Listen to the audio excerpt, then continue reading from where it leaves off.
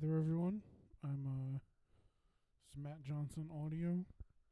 I'm just going to be doing some casual streaming here.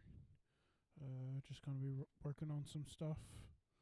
So if you have any questions or want to talk, just go ahead and throw those down in the chat. And if I'm not live, go ahead and shoot me a message on Instagram if you really want to.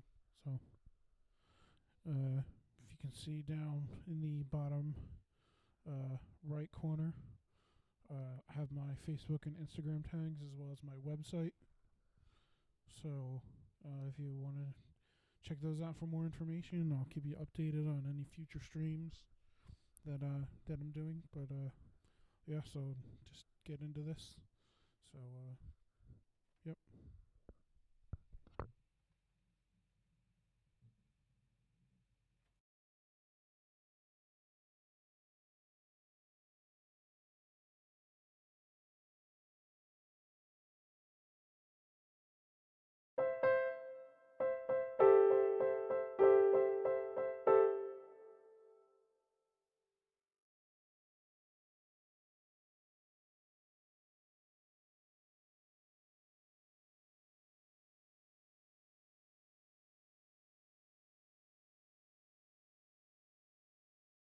I have some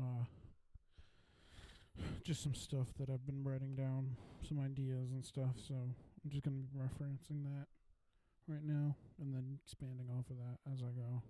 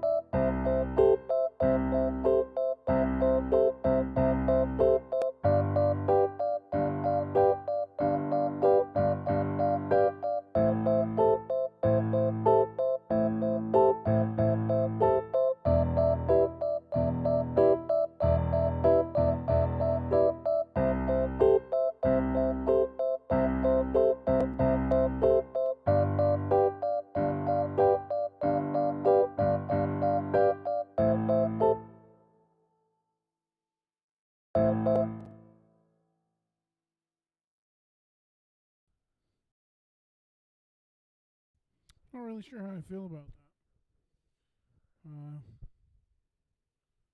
I mean, I'm still gonna run with it, but wasn't quite what I was thinking. But I think I can work with it.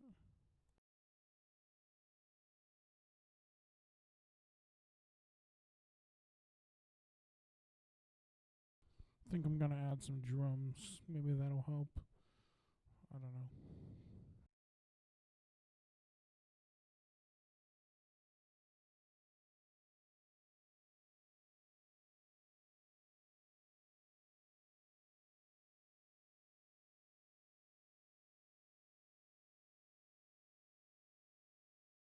I've been doing this different thing here in Logic. Normally when you have the drums, you have like one whole kit as one track, just like a stereo track. But I found out that if you go to the electronic drum kit area here and then go to Drum Machine Designer, like, yeah, you do have your full kits here. Like a lot of them are hip hop or EDM type sounds. But if you go to kit pieces, you can go to individual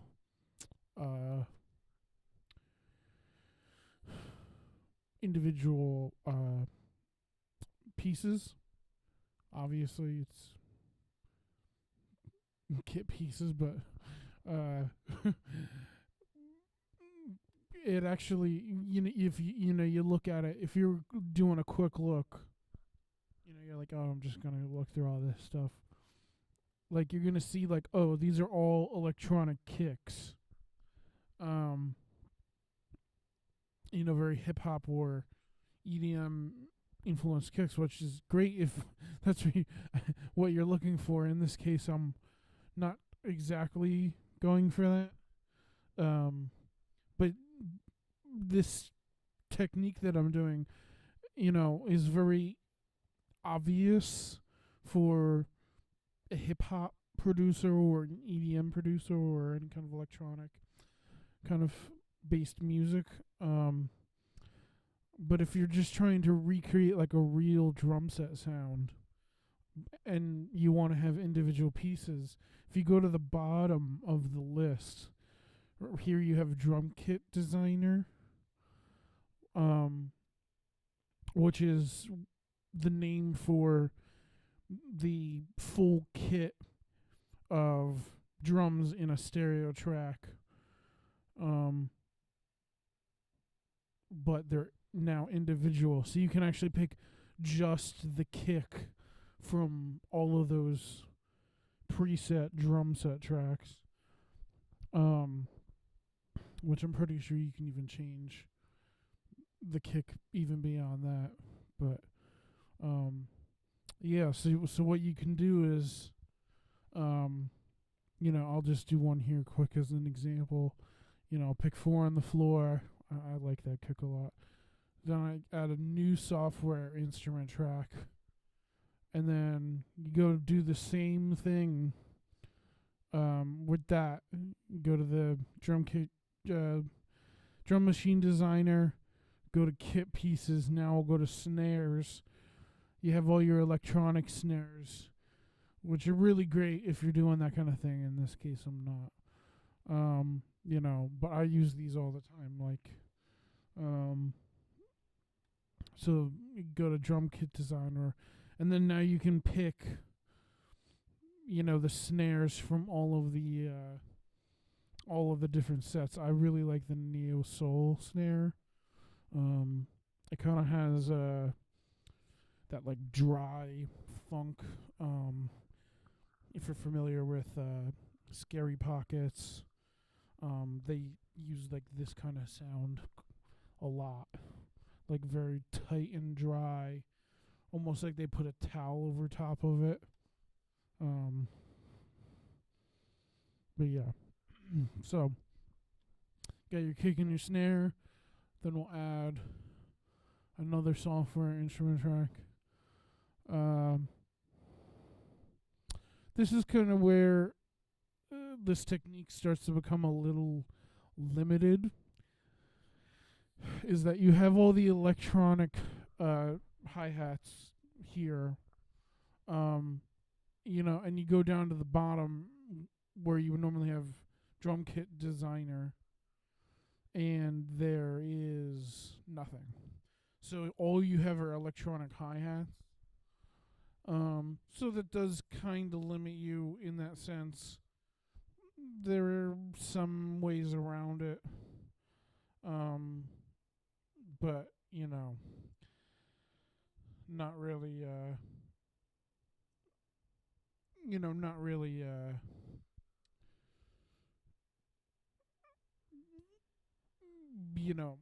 a great way to fit it into this technique here.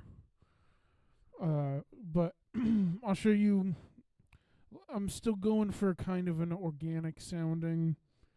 So, but for the organic sounding hi-hat, I've been a really big fan of, I believe it's hi-hat 2 drop kick.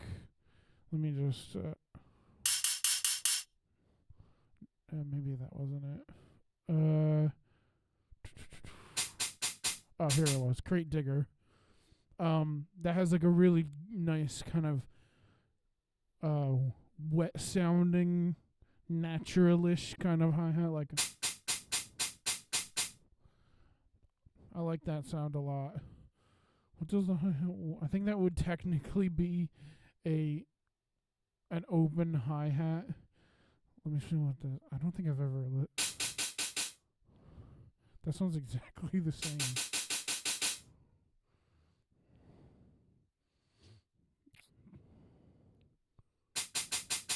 No, it doesn't sound exactly the same.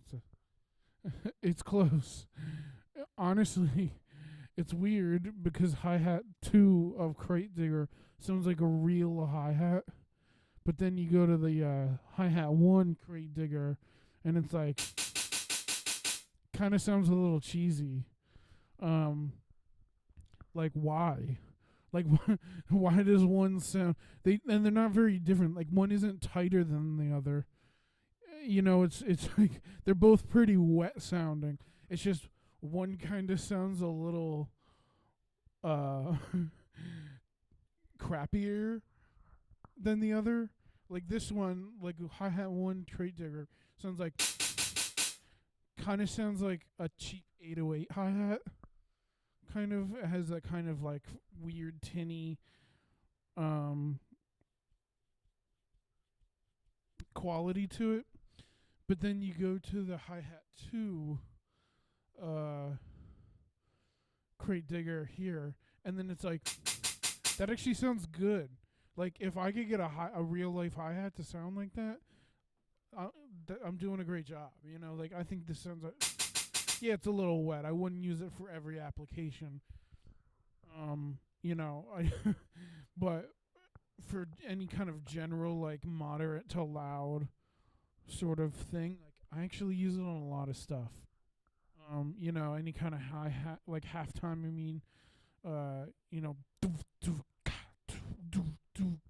kind of thing, like, or like even like,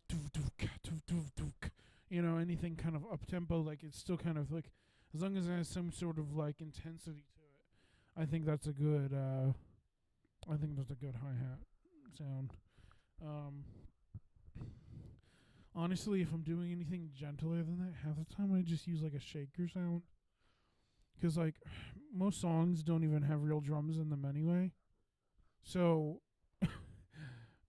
let's be real. If you're going to replace your hi-hat with a shaker, who cares? Most drums aren't real anyway, so you don't need everything to sound like it's a real hi-hat, But yeah, a little tangent, but so I'll go with the Crate Digger hi-hat. I really like that. So then what you can do, because these are all single samples, like I have to hit the A flat G sharp to actually trigger the hi-hat sound, but it doesn't trigger anywhere else on the keyboard. And then like the kick is on C and the snare is on like D and E. So when you put them all to record enable all at the same time, you have access to all of them on separate tracks already, which I really like for my workflow because I don't mix in Logic. I mix in Pro Tools. I just use Logic for writing and production. So I like to be able to like very easily bounce out all the individual kit pieces into individual tracks for mixing, because it's how you would mix drum set. You know, you'd have the kick and the snare and the hi-hat and the overheads and whatnot. Obviously, this is a little different because there's no overheads. There's no real drums in this scenario. It's just, you know, but to still have the control over all three, you know, is nice. And then you can actually like move some stuff around. Like if you go like with the hi-hat, if you don't want to play on A flat or G sharp, you can go in here, you can just kind of move it. You know, if I wanted to move it to the B flat, I move it up. I mean, that's the A. If I wanted to move it to the, you know, B flat, I move it up too. Now it's on the B flat. I don't know if you can move it down. I don't think you can make it any lower than it normally is, but you can move it up. So like sometimes you might have things that conflict. Like you might have a tom or you know, some alternate, you know, kick or snare or something like that where you know, it's going to be on that you know, that thing, or maybe you want to layer another hi-hat sound or another snare sound or whatever, and it's on a different key to trigger it. Instead of having to press both keys at the same time, you can just move it so that they trigger. Like I've layered, you know, multiple snare drums and multiple kicks on top of each other and made them so they both trigger on C and E, so that I can you know, just have them both trigger, and then I can kind of layer them, you know, balance them how I want for, you know, I'll usually, if I want a longer sound, it's like a longer snare drum, a shorter snare drum, and I'll kind of blend the two together to kind of get, to shape the sound I want. You know, you can take these stock sounds and kind of make it a little bit more unique to yourself, you know, to a little more unique to yourself without having to go into like, oh, let me download 1,000 sample packs. Like, see if you can get away with just layering a couple different snares together. You know, you know, don't overthink it.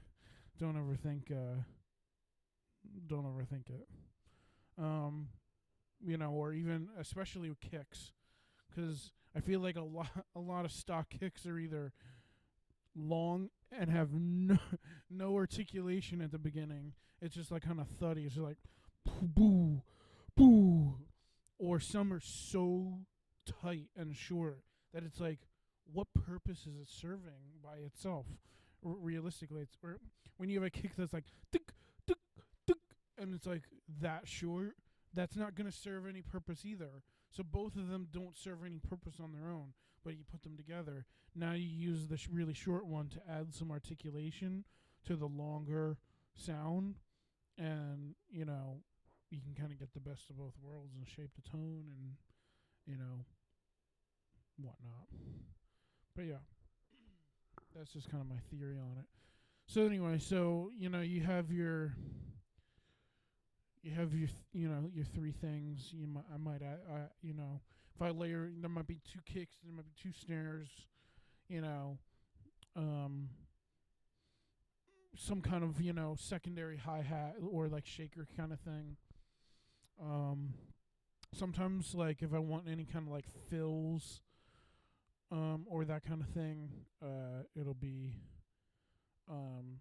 sometimes just a totally different sound, like a shaker, or like some kind of castanet, or some weird, like, you know, some weird like Latin percussion instrument that like a drum set player would realistically not be able to play at the same time as playing everything else. But this isn't a real drummer, so and in reality, if you wanted to have a physical drummer playing this, you could just have them play with a sample pad and have them trigger the sounds on the sample pad, you know. like, welcome to the future. You know, you don't have to worry about that kind of thing. I mean, sometimes it's good to, creatively limit yourself, but, realistically.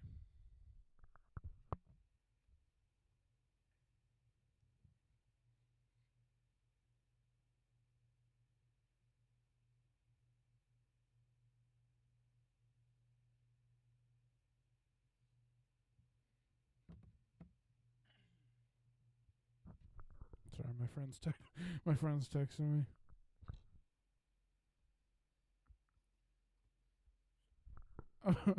Right. So anyway, so you have your multiple things here. What I like to do then is highlight all of them. Boom, like that. And then in Logic, at least, this is very Logic specific, but I'm sure there's other ways you can do it in whatever programs you want to do. Or I'm sure Ableton has a much better way of doing this. I just don't really know how to do that. I don't really know Ableton that well. So it's the thing I've worked the least on. It's definitely something that I want to kind of take up. I feel like Ableton's definitely becoming an industry standard kind of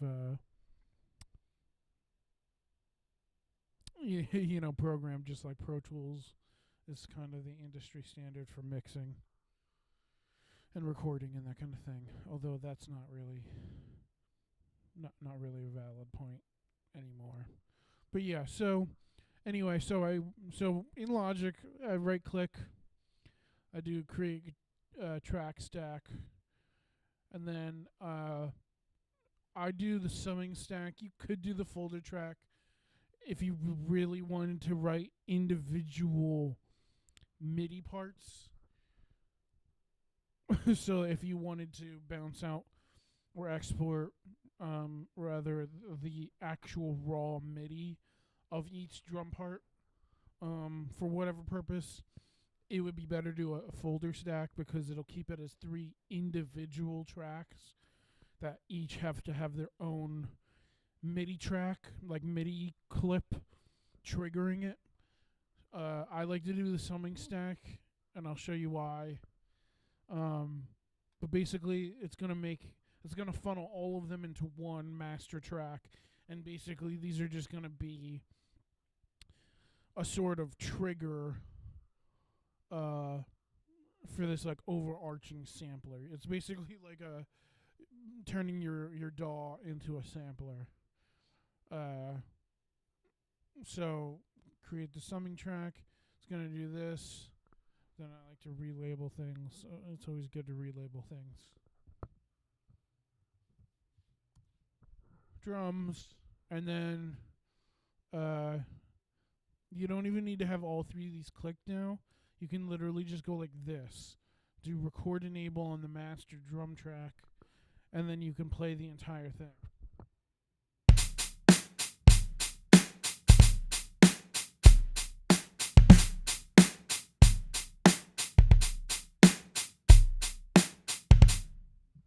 Like that. And so what you can do then is you can write individual MIDI parts on each individual track in a summing track. So the way that I described the folder track, you can actually do that in the summing track. You just have to highlight each individual thing and then, write your MIDI in. So, but what you can do is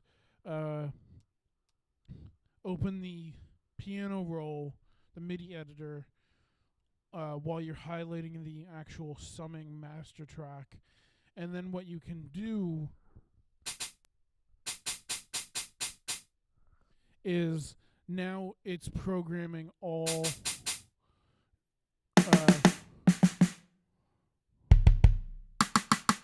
of 3 parts into one thing. So you can still write it.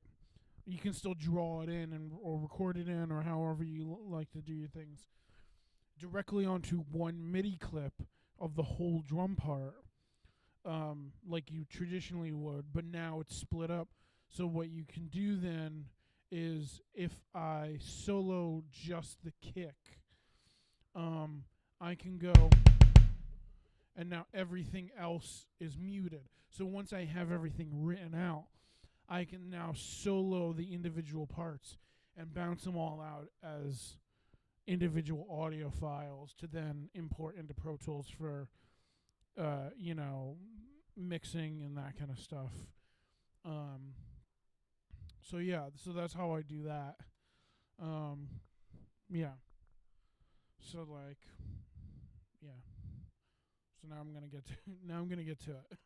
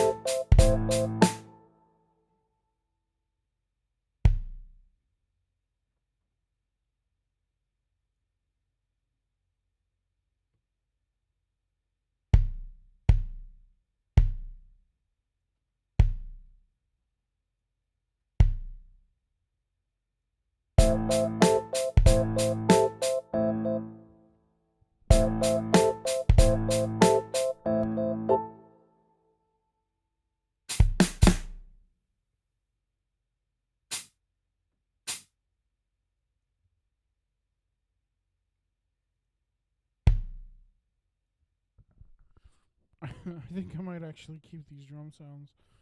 I didn't intend for them to be the ones that I wanted, but they might actually be the ones that I want. I might. We'll see. I kind of like them for now.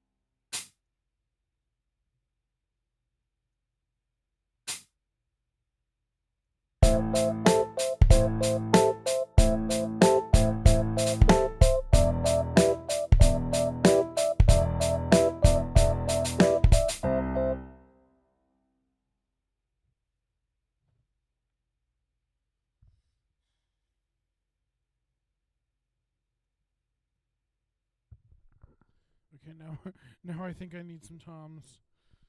I've I've kind of like exhausted how many hi-hat fills I can put.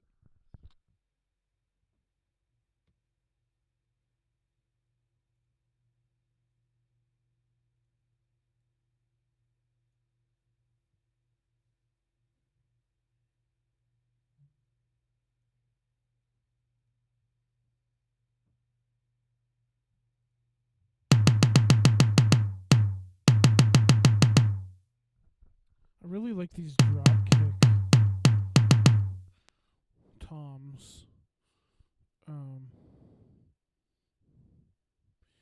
That's another. The other thing is toms have very little acoustic tom choices.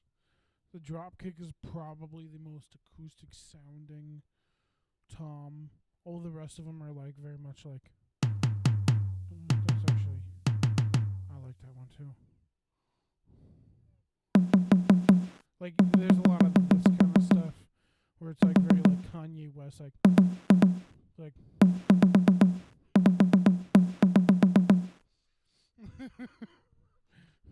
It's very dark twisted fantasy kind of sounding.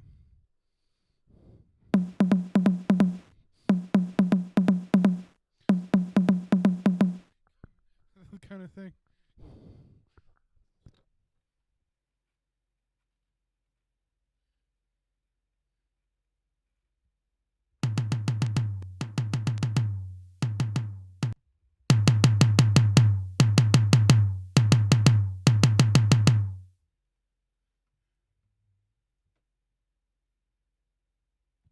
I know a lot of people like 3 toms. I'm a big 2 tom fan.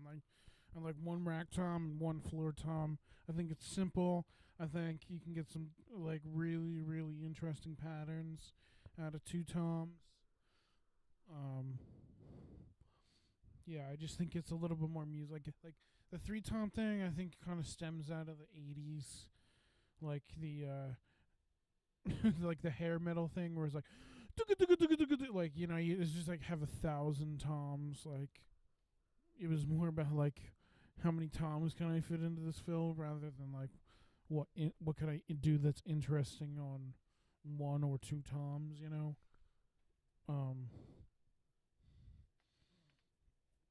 Yeah.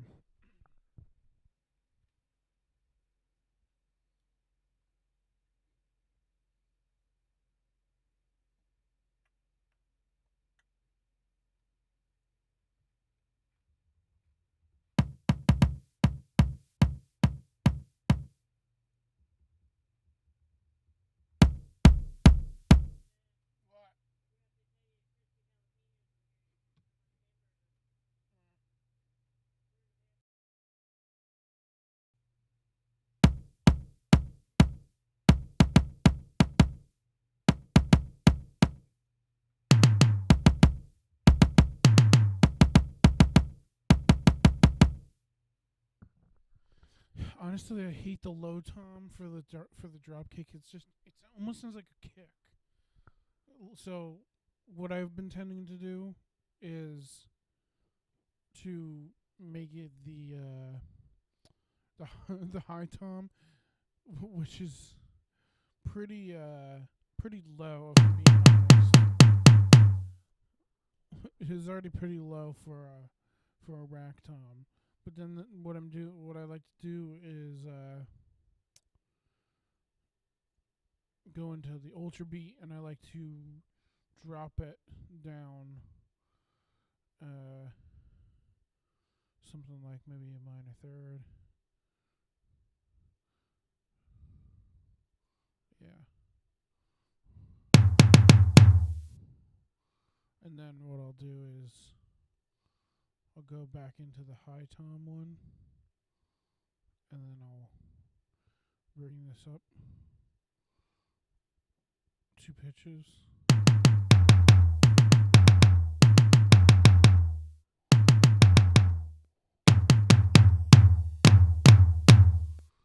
And then you have both of them. So normally this is a situation where you would normally have 1 tom triggered by the same note, or 2 toms triggered by 1 note, because they were both, I'm literally taking one and just pitching it down. So what I have to do is I have to raise the pitch of another one, of the other one. So it goes B-A, B-A, and triggers separately. So, but yeah, so that's a little tip for you. Yeah. All right. And then now it's totally integrated already into this now, so I can just go like this.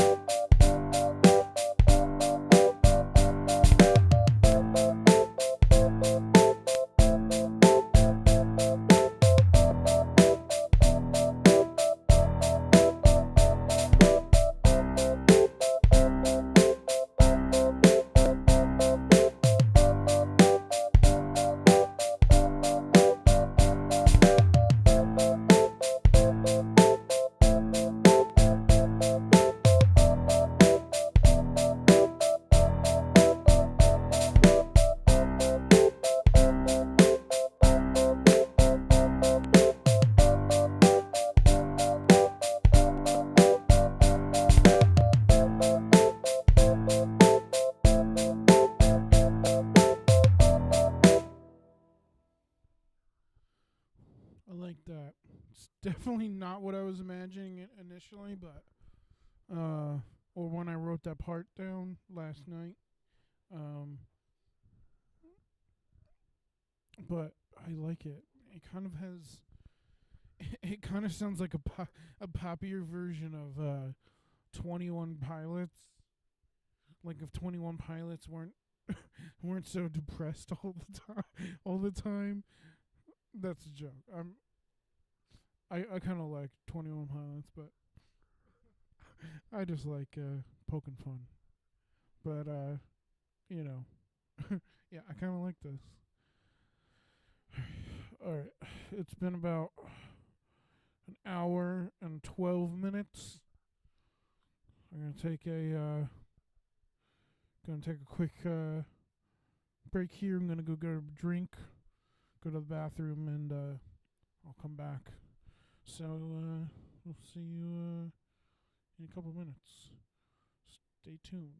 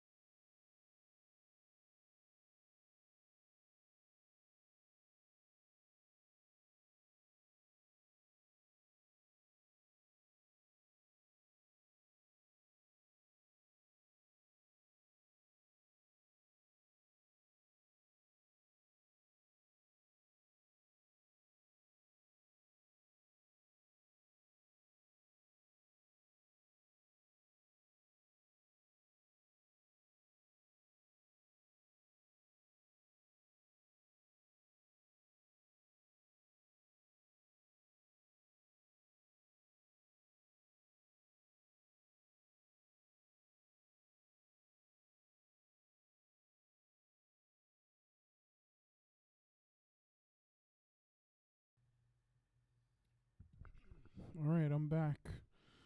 I might as well use this angle too. Hey, I'm big. What's up? Got my drinks. Actually got 2 drinks. I got a Diet Coke here. Got a flavored water. It's a acai grape. Acai. I just learned how to pronounce that word. Or that I was saying it wrong for a long time. I thought it was acai. I feel like a lot of people think that, but acai. So, alright. Let's get back to it.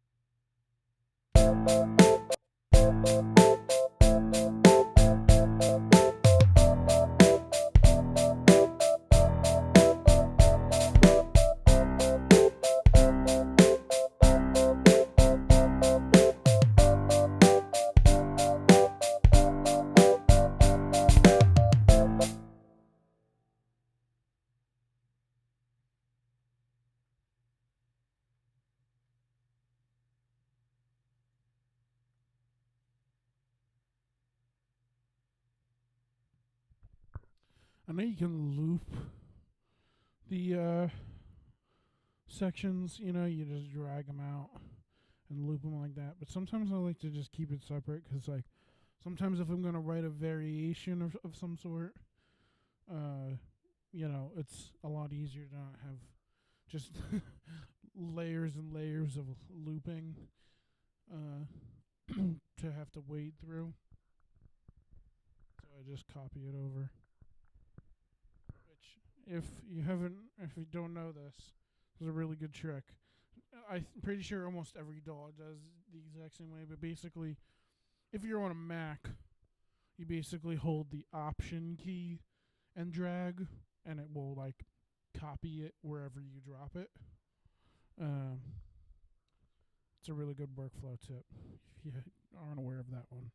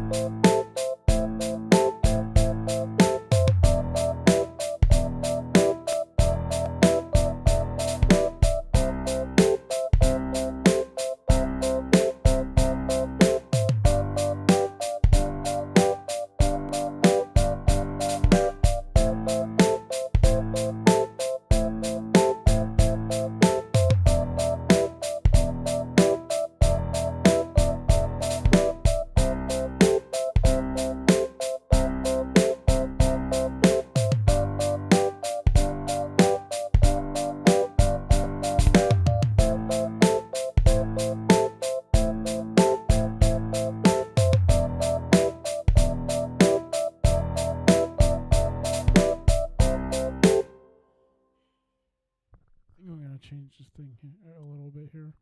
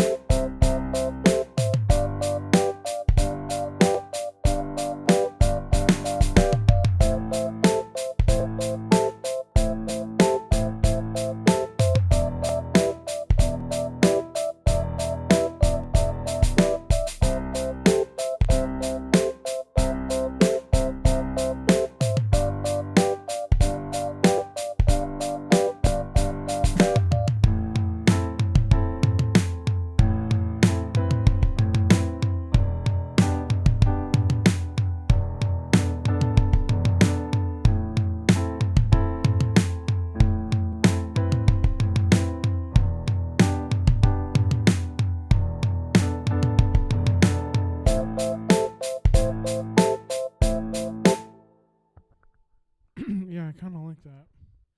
I think there definitely needs to be some sort of transitional something or other around here where it transition goes from one section to the next. Um, definitely something with this high part here. Um, sometimes I'll go back and forth just to kind of have a little bit of a tangent here, but sometimes I'll go about things in two different ways. Sometimes I will fully write out an entire section of the song. Like, I'll write out the entire verse and every part that's going to be in that verse, or write out an entire chorus. I'll usually start with the chorus more than the verse, but basically, like, I'll start with the chorus. I'll lay some drums. I'll lay a bass line out. I'll blah blah blah blah blah. Lay this and that out. Um, and I'll write the entire 8 bars of the chorus, and then I'll write the verse off of that. In this case, I started seemingly with the verse. I would say this is more of a verse than a chorus, just because, like, harmonically it changes pretty slowly. Like, it's every 2 bars the chord changes. So I would say that that's probably a verse, based on if this were not obviously I can make the decision whatever way I want, but if I were to look at this from the context clues of oh, this is not my song,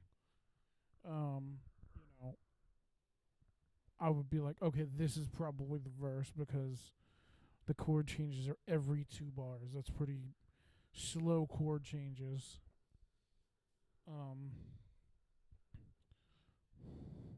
So, but, for this song, I definitely am taking a little bit of a different approach, in that I will most likely add other elements here in the verse. I'll definitely lay down some bass. I might do that in another stream. I'll lay down some bass, but and maybe some guitar. I don't think that's maybe. I think there will be some guitar. I just haven't really thought that part through in terms of what to play. And it's kind of late. I don't really feel like hooking up my hooking up my guitar right now. If anyone's wondering, I'm on East Coast time.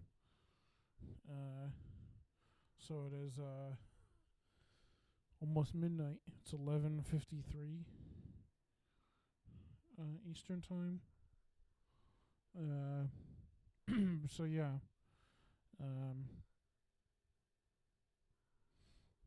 Yeah. I think I might be done with this for tonight. Getting kind of tired.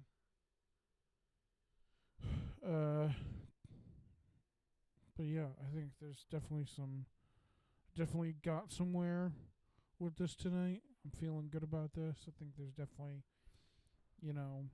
a seed of an idea here. So, if you're watching this live, throw it in the chat. What do you think of this? And if you're watching this later on YouTube, leave it down in the comments. Let me know what you think of this. Give me your thoughts and feelings about this. So, all right. So I guess I'll wrap up my stream here. We've been going for just under 2 hours. I think it's pretty good for the first stream.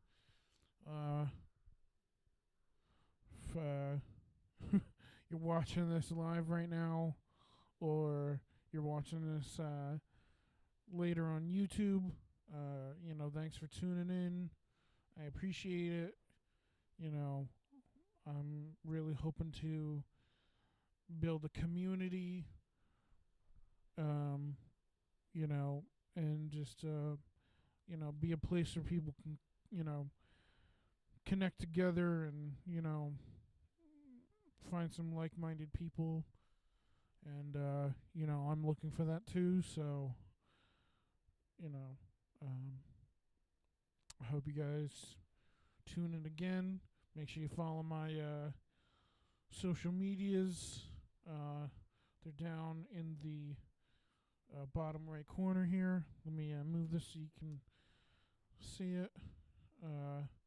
Right over here in the bottom right corner. It's my social medias, my Facebook, my Instagram, and my website. If you're a musician, you're looking for mixing, mastering, check out my website. You can find more details regarding that and where to contact me. But yeah, and keep posted on my social media for updates for future streams. And thank you for tuning in again. I'll see you again on another night.